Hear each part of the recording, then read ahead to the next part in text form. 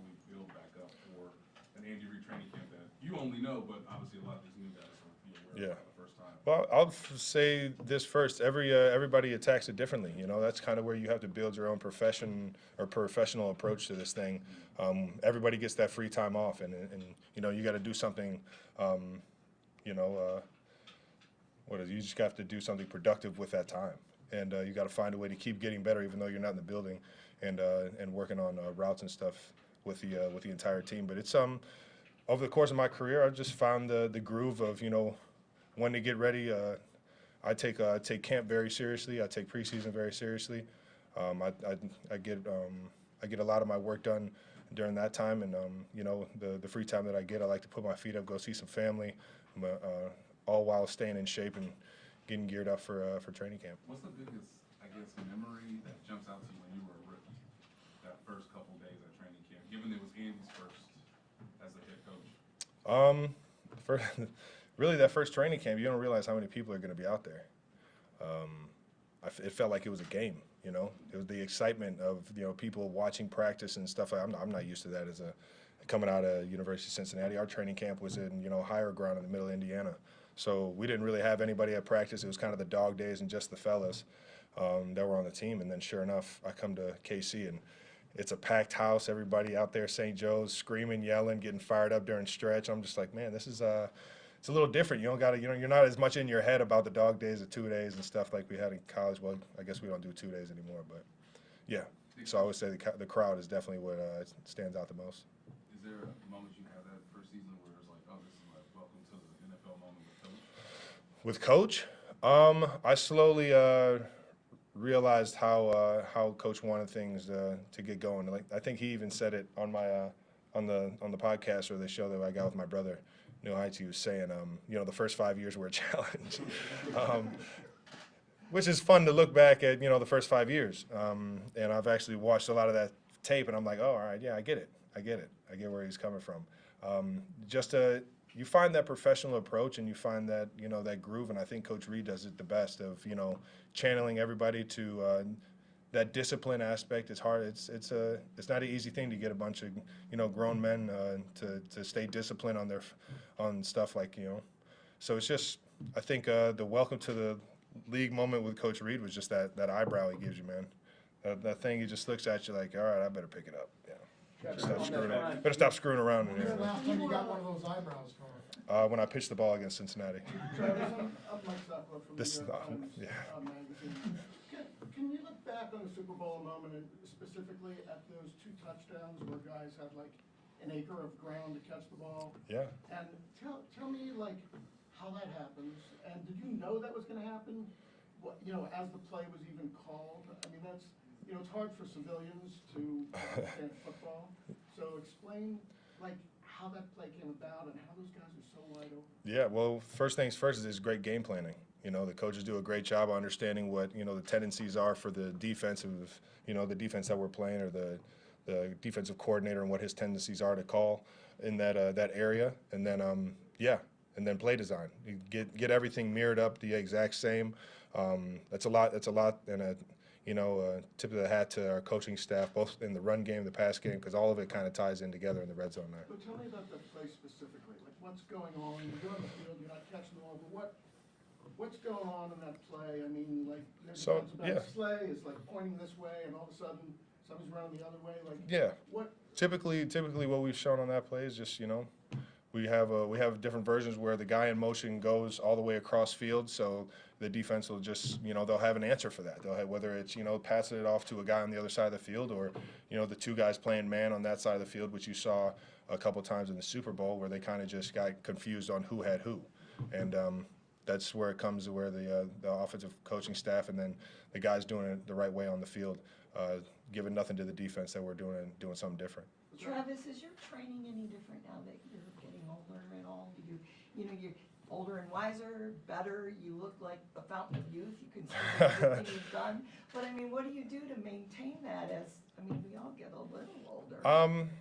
I just love the game. I think that kind of keeps me living with a, I don't know, like a young, fun-loving football player. You know, I get to play a game for a living at the age of 33, 34, and I think that's you know, I don't want to lose that. I don't want to lose that excitement that I had for the game when I was a kid. And every single day I get to come in with the best team, best players, best coaches in the world. So it makes it easy to come in here and just enjoy it. But I would say I just focus on a lot of the smaller things, the details of things, and just try and make sure that, you know, everything as an athlete, in terms of muscles and explosion and things like that, that everything's firing, so I don't go out there and, you know, tweak my back like I did last week. You mentioned you taking this time seriously, like preseason and camp and all that. But how much? Karen mentioned, you know, you're older in your career. How much do you embrace the mentorship, like with Oh man, I Jody love and it, man. Sky and those kind of guys? We got the best tight end room in the league right now, and it's fun to be a part of all the just the grand scheme of things in terms of this offense and what it can do. But coming to work and being around the tight end group, man, we got a fun group that just loves to play this game and wants to make plays, no matter how they got to do it. You know, whether we're blocking, whether we're catching the ball downfield, or just, you know, finding a way to get somebody else open. And that's the beauty of the tight end positions, that we're pretty selfless, and whatever you need, we can do. And the young guys, man, the guys that are kind of like still getting molded into this offense that you'll see this year, any bit of advice I can give to anybody, and that's kind of across the league. I'll give nuggets of gold over here at tight end U coming up next week, or what I think are nuggets of gold. And you know what? And it'll be I'm here to try and get everybody to be at their best, you know, and still got that confidence that, you know, what we do over here is always going to be, you know, number one. Okay, we have 4 more. We gotta wrap up, guys. So Todd, Blair, Pete, Mackenzie. How much does that keep you young? Keep me young, man. I'll tell you what, it is fun, man. Seeing Jody Fortson fly around, seeing Noah fly around, you know, Matt Bushman coming in, making plays every single day. You know, that gets you excited about the group. So that alone kind of builds the motivation, that, you know what I mean, kind of builds the beast and gets you to want to fly around too and have some fun catching the ball and getting open, man. So without a doubt, man, I think it fuels me, but you know, I think this entire team fuels each other. We don't got a lot of drains out here, baby. It's all City of Fountains out here. Travis, one of the things, like on the podcast that you guys are doing, you know, there weren't podcasts when you were, maybe there were, but you probably wouldn't have been trusted to do a podcast in your first 5 years of the league. It's fair enough. And now you are. Can you tell us, I don't think I've heard you talk about how that came about. Did you ask the team permission? Were they like, all right, Travis, we trust you to do this now? It was kind of like when I got drafted. It was just like, oh, all right, who are you doing it with? He was like, I'm doing it with Jason. Like, oh, okay, whatever, you can do it then. So that was basically the premise of it right there. So it's only Jason. He has to trust you too, though, right? I mean, on 3rd and 10, I think I built the trust enough, but yeah, we're still working on everything else. Blair. I don't think we've talked Work in progress. since the SNL appearance, but I'm just wondering, what did you appreciate about the way they go about their business? It was a machine, man. It was a very strategic, structured machine, and then there was a lot of fun in terms of the creativity. You know, the structure is there so that everybody that is creative can kind of have like parameters, and on top of that, everybody works great together there. You know, all the writers, the production, everyone, it's like a team effort. So in terms of like drawing up plays and going out there and performing, you know, the plays on the field and the creativity that's kind of built into it all, there's some similarities, I will say this, but there's nothing like being in front of the world with a mic in your hand. Pete and then Mackenzie. Travis, I know that you recently hired some off-the-field representation, just given some of these opportunities like the match and SNL. Questions always asked is, how long do you feel like you want to go? Just considering sometimes when tight ends get to their mid-30s, you know, they start to look at that. Till the wheels fall off, baby. I love this game, man. I know I'm gonna miss it when I'm done playing, but it's I hear you on that, and that's a business decision I'm sure I'll have to make at some point in my life. But for right now, I'm in this building wanting to win football games, man. We have to ask, last night you got a second chance at a first pitch. What was that? I'll tell you what, I got lucky. I did. I got lucky. I don't know if you guys saw the left foot slide there, good foot, but yeah, I think that actually helped it come back over the plate. So yeah, I got lucky. I didn't fall on my tail and go viral yet again. For the wrong reason, but yeah, shout out to Bobby Witt for he kind of painted that corner for me a little bit, put it over the plate. So thanks to the Royals for letting me get a second chance. And I'm sorry, Cleveland. I'm so embarrassed to come back home now. But you know what I mean. Travis, are you at all impressed with what you're accomplishing at what is considered an advanced football age? I would say my mentality is always on my worst critic. I can't watch myself on film without just absolutely just telling myself that I suck 90% of the time. There's times where it's fun and you make it play, or you get open, or you make a good route, or you make a good block. But at the same time, it's you have to be your own worst critic. You can't sit there on the times that you have success. There's always chances where you can just keep getting better and getting better, and that's just kind of the mentality I've always had in my athletic career, man. Thanks, everybody. Thank you. Thank you, Travis.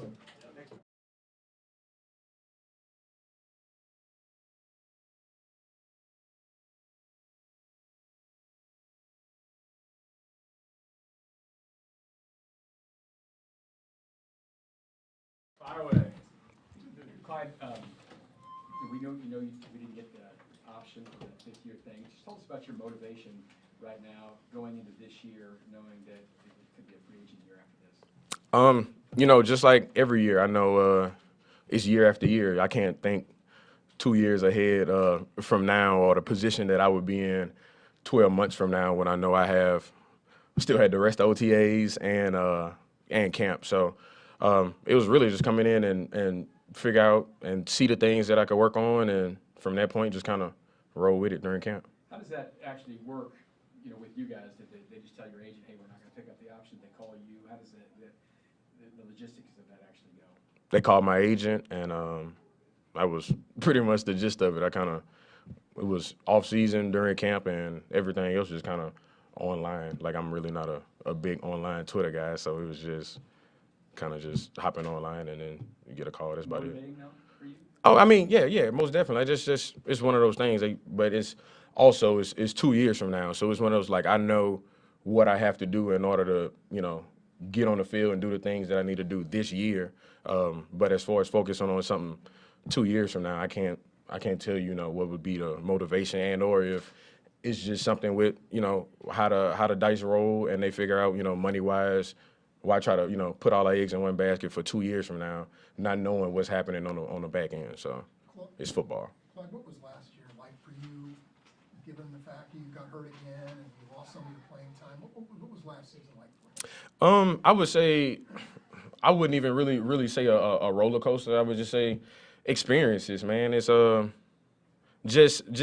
mean, I wouldn't even say it was some of the hardest things. It was just you go through something, you figure it out, and just like my dad said, man, him being in the Marines and kind of being a narcotics police officer, you hound in on the thing that's as far as what you need to focus on, and then you go at that. You can't really, shoot for the stars if you're not aiming for the things in order to get to the stars. So you got to go through some planets and some other things in order to get to where you're trying to go. So I mean, it was some things, some trials and tribulations throughout that time, but it was never just I was just like kind of down and out. I was doing the things I needed to do in the building, outside the building, and in order to get in the position that I am today, as far as practicing. You mentioned planning. You got a couple of injuries while you've been in the league, but do you look at off season and say, all right, I need to train differently, or I need to eat differently, or how does that work for you? Oh yeah, that's as far as a professional athlete, I feel like that's something you should do every year. That's not I mean,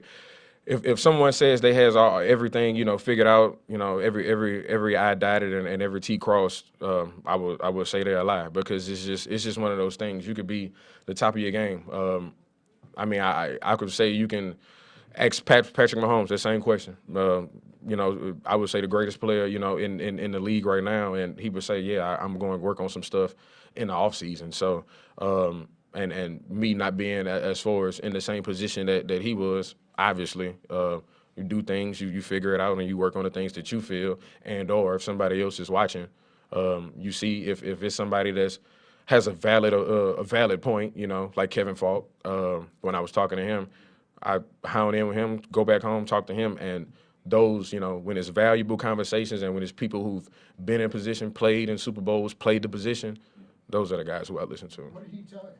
As far as I mean, I grew up in Lafayette, Louisiana. I mean, as far as in Louisiana, so, and he was my coach in college, so we can, as far as the conversation, it was multiple days. So it's really just we worked on some of the things that we did in college, and really just be me. I mean, I can't sit here and pinpoint and tell you everything that we talked about. We'll be here sitting talking, but it's one of those things that he knows as a person. He knows me personally, and he's been there with me from freshman year of college all the way throughout this point. So I feel like if it's not, someone like him or Tommy Robinson, who was my running back coach in college, I feel like those are the guys who kind of know me best and kind of, they watched who I was in college, figured out who I was throughout that time. They watched me in high school because, they were the guys recruiting me coming in, and they kind of give me pinpoints here and there, and then we figure it out and we work on it. Clyde, I have 2 questions. How close were you to playing in the Super Bowl? How close did you feel like you were capable of maybe contributing on the field? I practiced that week, the whole week. I played receiver that week. I played the Z and the zebra. Pretty much played every position with the exception of quarterback and O-line throughout practicing through that week. So I was in my mind kind of thinking that I got activated, I'm gonna say like Tuesday or Wednesday of that week. I really don't know. But I mean, initially it was just going out there, didn't think I was playing. So started practicing. Coach kind of told me, figure some things out as far as, if you know the playbook, the only guy that I would trust to go out here and trying to learn those, I wouldn't even say learn, but the playbook. So in order to keep everything going smooth for the biggest game of the year, why not have you go out there, play receiver, keep everything rolling? And if you're doing that for us on the offense, and I also did scout team. I was Devontae Smith for scout team for the defense. So I did everything that I needed to do in order for us to win that game, and that's just what it was. They called my number and I was out there. And my second question is, you said after the win against Tampa that it was really important for you because the last time you were in that building, it was obviously tears of sorrow in your rookie season. There's video of you really embracing Frank after the Super Bowl victory. I'm assuming those are tears of joy. Just can you explain the low of obviously how your rookie season ended and the high of how last season ended, even though you couldn't be on the field? Yeah, I mean, I try not to dwell and go back into like those deep hard places, but I would say getting off the bus this previous Super Bowl, kind of just floating, kind of going, had my headphones on, just kind of figuring everything out. And when I got in, I didn't have my uniform, so it was just one of those things. Is okay, cool. Roll with the, you roll with the punches. That's just what I was raised on. So I'm looking at T. I remember talking to Travis because on video he was the guy walking in behind me, and he seen that I didn't have my uniform. So he kind of looked at me and was like, "I'm gonna get you one." So that was it. Talked to Frank, talked to Kadarius Toney, and those are 3 guys I talked to. And then after that, we went out there and handled business. We're gonna do 3 more. We'll go Adam, Karen, and Pete. Go ahead, Adam. Clyde, Isaiah had a nice rookie season. From your experience, what's that like going into your second season? Do things get any more difficult in any way? What advice do you have for him going into his second season? I would say things get slightly more difficult in the fact that people just watch a little bit more film, or you have more film. It's not like people going and watch college film on you. But even with that case, it gets a little difficult, but he's also learning. Like, this is not a place that you come in and it's your first year and you rolling, and then we just kind of like, okay, he's straight. Like, we go in, we bounce things off of each other as far as the things that he may feel like he need to work on. Pop, Jet, and I, we have a group past 2.5. I'll say every week and a half. We probably hop on FaceTime on the weekend, and it's Pop just kind of telling us about his recovery. Jet kind of filling us in about some of the things, but it's also just us bouncing things off and trying to figure out, the things that we need to get done this upcoming year.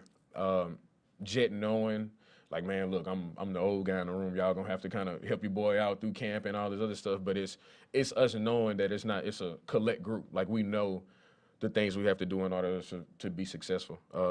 And that's just one of those things. Like, Pop knows that. And just with OTAs, like, we was laughing today. I'm like, man, I don't mind taking however many reps in OTAs, I'm like, we don't have pads on, but once camp comes and we gonna need that 3-4 headed monster. That's just what it is. Cause I mean it's a 17 game season, and as we can tell, man, the running back position is not getting loved like it has been. So the only thing we can do is kind of gel as a unit and move that way and try to be a powerhouse. So he knows that, Jet knows that, and as a group, we just want to continue to move forward. Karen? You mentioned something how Travis helped you. He was just in here saying he wants to help anybody who will listen, any position. What kind of influence does he have on the team as a leader, since he's so willing, to go past the tight end room and anyone who wants his expertise? What kinds of things has he helped you with, and how do you see him helping the team? I really can't speak for everybody else, but conversation like Travis is a North Londoner, and I stay up north too. So I would say he's probably my closest neighbor. So the conversations Travis and I have are not always just based off football. I even said a couple, probably last year before last, in camp. I just was like, man, Travis was that guy who kind of helped me always kind of get over that edge and has always been there when I needed him. And that's just who he is as a person.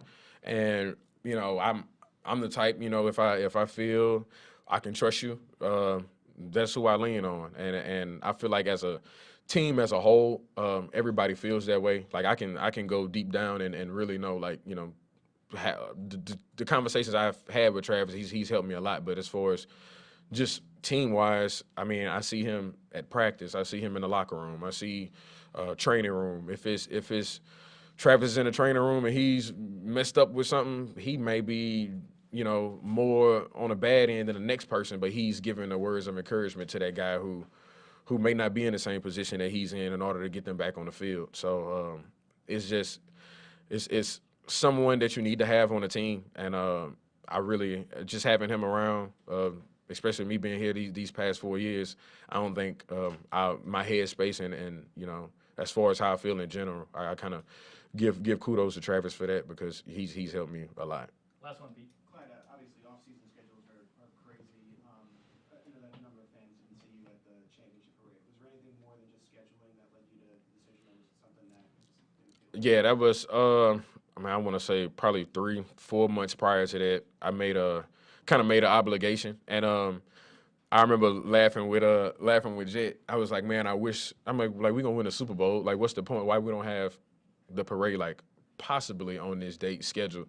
And I said that would have been dope, but it's just, I mean, just how I was raised. I'm not gonna verbally give somebody my yes or give them that A-OK and then back out on them 2 days before. That's just I wasn't raised on that with how my dad and how my mom is. So if I give somebody my word, that's just in my head now. I remember just keeping a promise in the 3rd grade to this girl, and like to this day, it hasn't left. So it's just one of them things. Like if I stand on it and I tell somebody that I'm going to do it, and I'm going, like, that's just what it is. No matter the obligation, no matter the situation. Having eye contact and telling the person, what you're going to do is what loyalty and trust stands on. So that's what I was on. Okay, thanks, Clyde. Thank y'all. All right, guys, George is coming our way. Go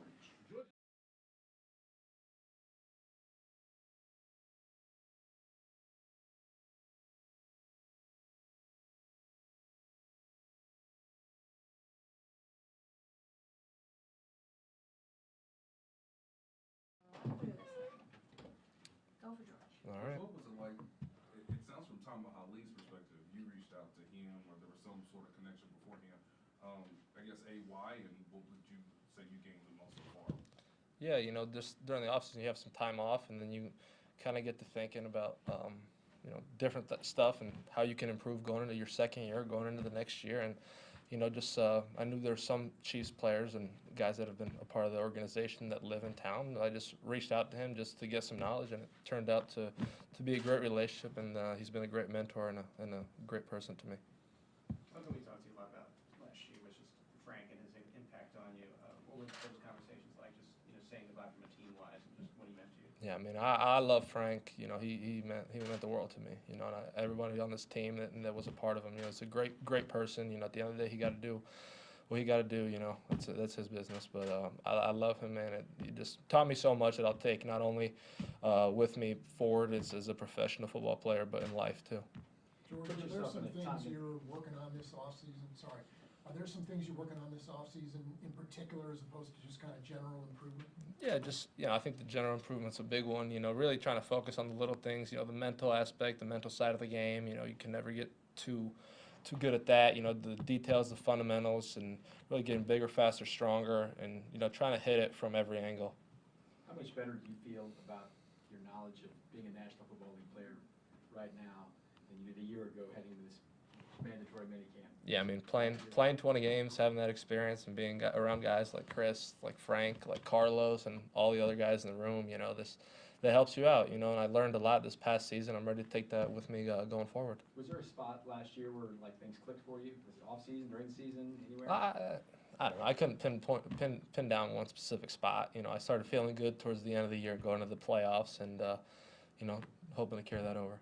Do you feel like when you look back at that final stretch where you had 5.5 sacks in the last 7 games, was it simply a matter of getting home finally, or was there anything in particular? You just kind of start to figure it out eventually. You know, it starts to click. You know, you have conversations, and it happens at a different time for everyone. You know, and you know, times it got frustrating. You know, but you just keep going. You just keep going forward and put your best foot forward. And yeah. George, there were a lot of first times for you this past season. I mean, Super Bowl, then you got to go to the White House. Talk about that experience getting to go to the White House. Yeah, it was all right, you know. No, I'm just kidding. I'm just kidding. Yeah, I mean, it's been amazing, you know, from getting drafted in the first round, you know, to the best organization in the league, you know, just to go on having a pretty good rookie year, and then winning the Super Bowl, going to the White House, and everything that comes with that. I mean, it's been a blessing, man. I'm blessed, truly. What are your thoughts, what you've seen so far of Felix, the first round draft pick? He's been great, man. He's been a little banged up, but he's a student of the game. You know, he's hasn't been on the field a whole lot just because of, you know, whatever. But you know, he's been able to soak everything up. Mentally, he's pretty good, and you know, I think he's gonna have a bright future here. Couple more. Okay, let's go. Second. Thank you. They wanted you to get that meeting. Mm-hmm.